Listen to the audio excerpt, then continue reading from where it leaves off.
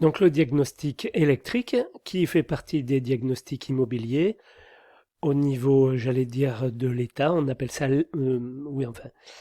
on appelle ça l'état de l'installation intérieure d'électricité.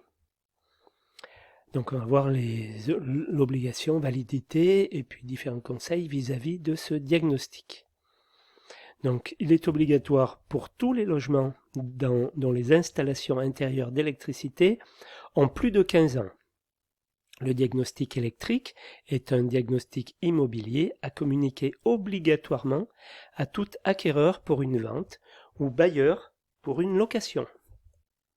Son objectif est d'informer le futur occupant du logement sur l'existence d'installations électriques défectueuses, pouvant représenter un danger pour sa sécurité ou celle de ses biens. Ce diagnostic a pour but d'évaluer les risques liés à d'éventuelles anomalies électriques et, le cas échéant, d'en informer les occupants au travers de son ajout au DDT, dossier de diagnostic technique. Selon l'Observatoire national de la sécurité électrique, l'ONSE, on dénombre chaque année 50 000 incendies, 40 électrocutions, 3 000 électrisations qui sont liées à des installations électriques défectueuses quand même. Quels sont les logements qui sont concernés par le diagnostic électrique? Il est obligatoire pour les ventes immobilières depuis le 1er juillet 2009 et étendu aux locations depuis le décret de la loi Allure du 11 août 2016. Le diagnostic électrique concerne tous les biens dont les installations ont plus de 15 ans. En revanche, sont dispensées de diagnostic les installations électriques qui ont fait l'objet d'une attestation de conformité produite par un organisme agréé si l'attestation a été établie depuis moins de 6 ans. Alors le cas du diagnostic électrique locatif, la loi Allure ou loi pour l'accès au logement et un urbanisme rénové de 2014 a introduit l'obligation de fournir une information sur l'état des installations intérieures d'électricité pour les logements loués. Cette nouvelle réglementation s'applique de la manière suivante. Pour les logements situés dans un immeuble collectif dont le permis de construire a été délivré avant le 1er janvier 1975, le présent décret entre en vigueur pour les contrats de location qui ont été signés à compter du 1er juillet 2017. Pour les autres logements, le présent décret entre en vigueur pour les contrats de location signés à compter du 1er janvier 2018. Combien de temps le diagnostic électrique est-il valide? Alors pour la location, le diagnostic est valide pendant 3 ans à compter de sa date de réalisation. Pour la vente, le diagnostic est valide pendant 6 ans à compter de sa date de réalisation. Qu'est-ce que contient l'état de l'installation intérieure d'électricité?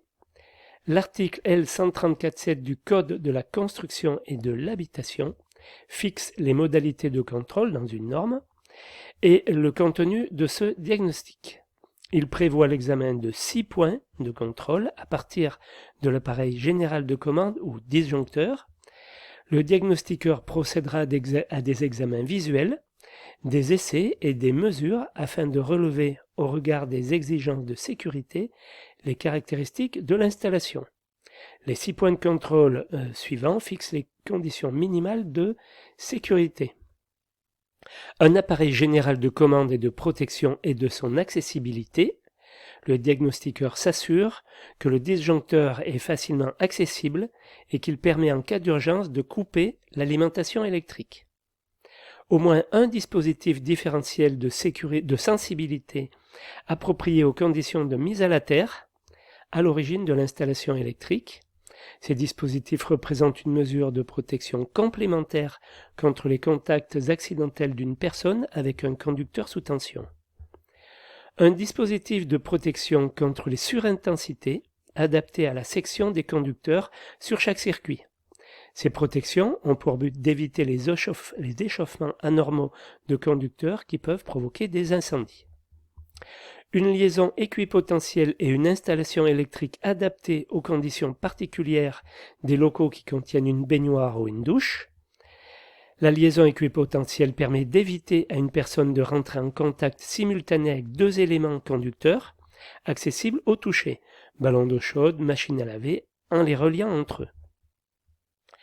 Les matériels électriques inadaptés à l'usage ou présentant des risques de contact direct avec des éléments sous tension, le diagnostiqueur partira à la chasse aux fils électriques dénudés, aux matériels électriques vétustes ou non conformes et qui peuvent représenter un danger important. Enfin, les conducteurs non protégés mécaniquement. À l'exception des points lumineux, les conducteurs doivent être placés dans des câbles, des goulottes ou autres plinthes pour les protéger d'un contact direct.